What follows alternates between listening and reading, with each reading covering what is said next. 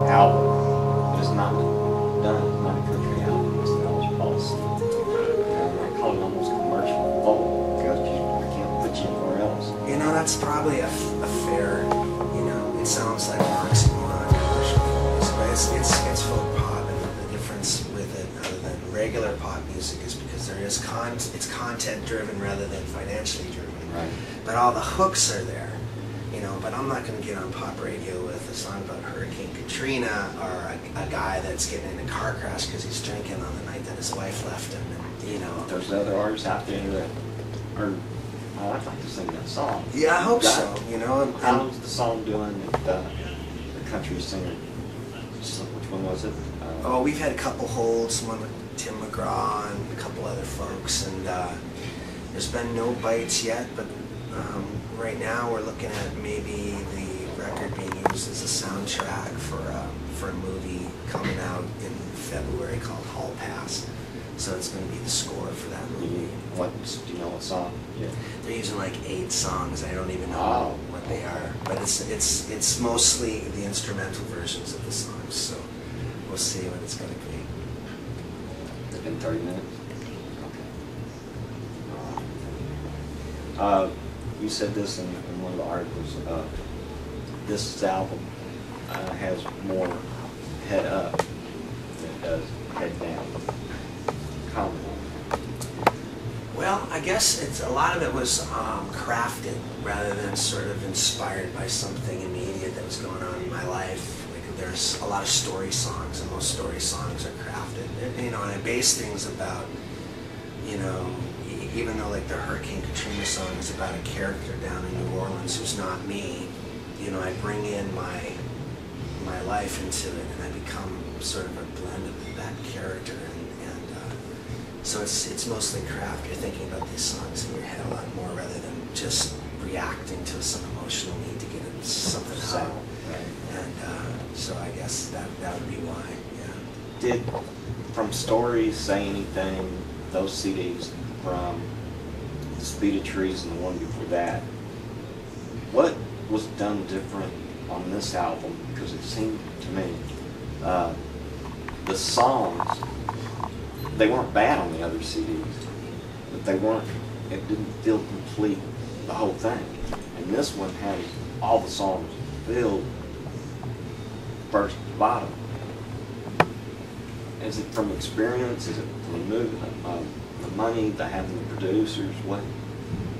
Well, again, I think spend more time writing this one. Well, I did lyrically there. I think they're probably a little bit more complete.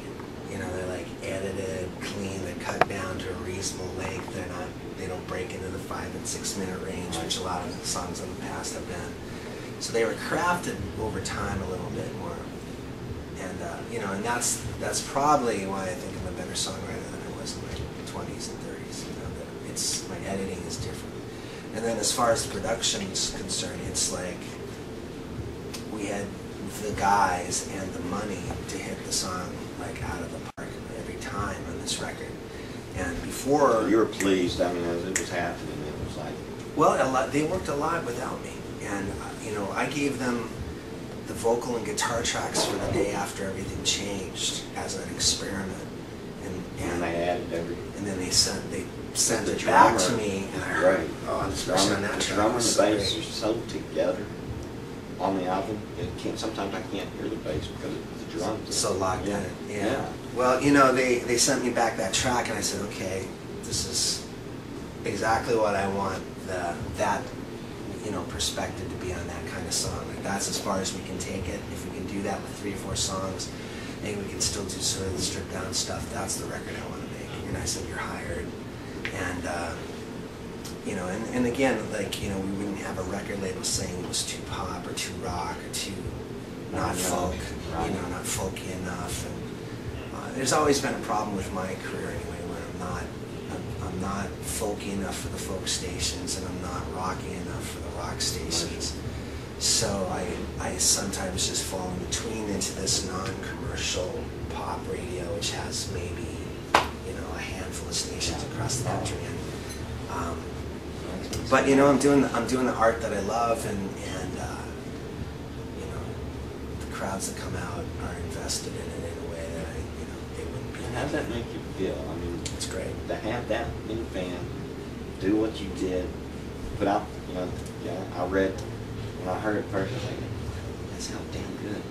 And then you made a comment, well, when you make that kind of money, in times like this, you want to make the best product you can. Yeah. Okay, that grabbed me right away. That's why I wanted to do this. Well, we had to answer to the fans that had invested their time and money in the project. So we were answering to them in a different way. They became sort of the boss, and I had to make sure that every corner of the record was going to fulfill what their commitment to was. And it wasn't just about pleasing me, or it was about making sure I could do this again if I had to. Right.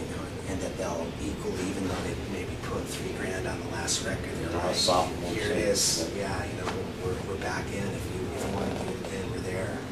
And you said you weren't the only one that's done it, but I thought it was a great idea. You said you didn't want to feel like I was begging for money. I didn't see it that way at all. I thought it was a great idea. It worked. Well, yeah, we weren't asking for donations. We, people who they bought guitars, they bought house concerts, they bought songs, they bought, swag, whatever the swag was, the t-shirts and the whatnots. So they were buying goods and services, basically. So it wasn't like a donation. They were actually trying to get in stuff that we felt was pretty close to the value of what they were asking.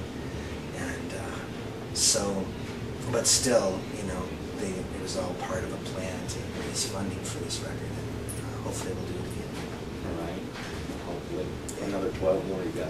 Yeah, 12, 20, whatever. I'm in. Okay, here's a good one I'm going to throw at you. I know you read history quite a bit. Mm-hmm. I'm going to give you 3 names.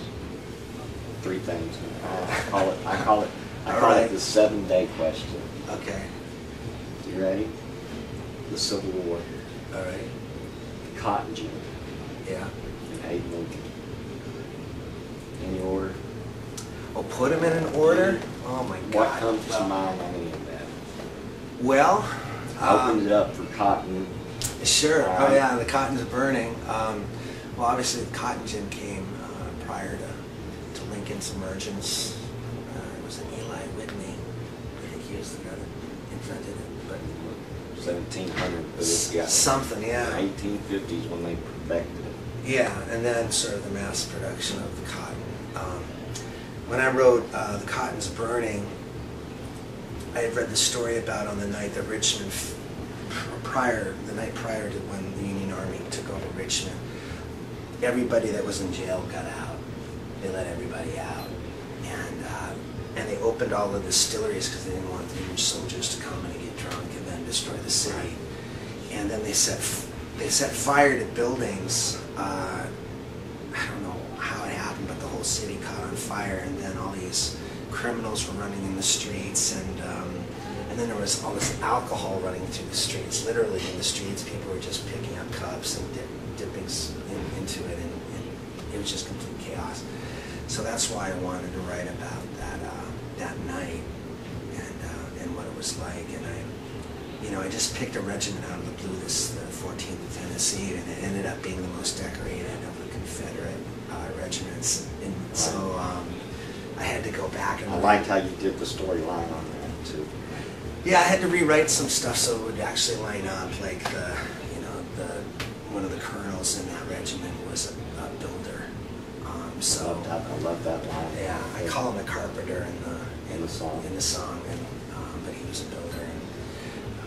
So I had to do a little bit of research and get some stuff. That does help you when you do your research and study. That gives you kind of a rhyming pattern or a word or a view, something that maybe you didn't have in mind, right, that you're able to put it, convert it to cotton burning. Yeah, you want it to be somewhat accurate because there's, especially when you're dealing with the Civil War, because so many people take it far too seriously, even me. Yeah, and Lincoln, I've read hundreds and hundreds of books about the Civil War and Lincoln's assassination and all that, and I don't know much about cotton and cotton production, but at that time it was 2/3 the world. The South was beaten. yeah. And the reason I brought that up was because I don't know what would have happened with the slave market going on, but it had died down, if you want to call it that, to 700,000 people. When the cotton gin hit, it went up 3 million.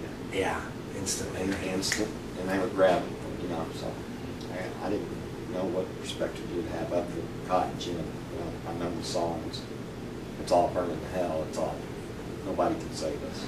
Yeah. Jefferson Freedom Cafe. Mm-hmm. There last night. Yeah, you were there last night. And I met you about 8 years ago, there actually. Mm-hmm. And you asked me, you said, why is this called Jefferson Freedom Cafe? Because I wanted to know too. And you were upstate and you said it, and they said because of Thomas Jefferson. Did you ever get an answer to that question? No. No? No. Okay. I still don't know what it. I live in Charlottesville, Virginia, where Thomas Jefferson, lived most of his life, and I still don't know why. I was wondering this place in Texas is. if you got that at all. No. Because I didn't. I can understand the Sam Houston Freedom Cafe, Right. but I don't. You also sang with a girl there. I think her name was Marcy. Marcy. What's that her name? Y'all played Let It Be. Oh, that was Ruthie Foster. Ruthie, that's who it was. Ruthie Yeah. Foster, who's She put amazing. goosebumps me on that. How Yeah, how she did can that. whip her voices to places no one else in the world can. She's phenomenal. We love you Ruthie. know, is she doing anything? Oh yeah, she's become quite a name. She's traveling in blues circles though, rather than folk circles. So they don't bump into her like they used to. She was doing the folk circuit, and she moved over where she was more at home in that world. And now she's done some pretty great touring. So I remember that night. yeah, she's great. We both were. Him B3 organ or the hand or the both? The Hammond? Are they both on the record? Am I hearing a hand organ and a Hammond? Oh, yeah, probably. Yeah, probably. They used they used a couple electric organ sounds and probably Hammond on a couple things, and then there's accordion. I almost hear a flute and oboe in one of the songs. I didn't write that one down. Some of the pads might be, a lot of the stuff that they were doing, I wasn't there for, and when they got the tracks, I'm like, I made comments. And this is the cool thing about technology. They were mixing the record in Tennessee. I was listening to them mix the record in Oklahoma on earphones in real time. So they would be mixing and making moves, and then I'd text them to bring the guitar up here. I like that. And I was just listening to what they were doing over the internet live while they were doing it, and I could make comments and stuff. So Keep going. So you couldn't there do that wasn't 10 a years bit- ago, five No, right. years ago. Right. And now, it doesn't matter. I could be in Italy and I could be sitting in on a session and saying, I don't like this or I like this. Well, they said when Brian and Don Mahoney liked each other so much that they Federal Express their vocals. Yeah. Went into the coast to do that, Perfect. you know. Imagine Simon and Garfunkel would still be recording and they could do that. They do that.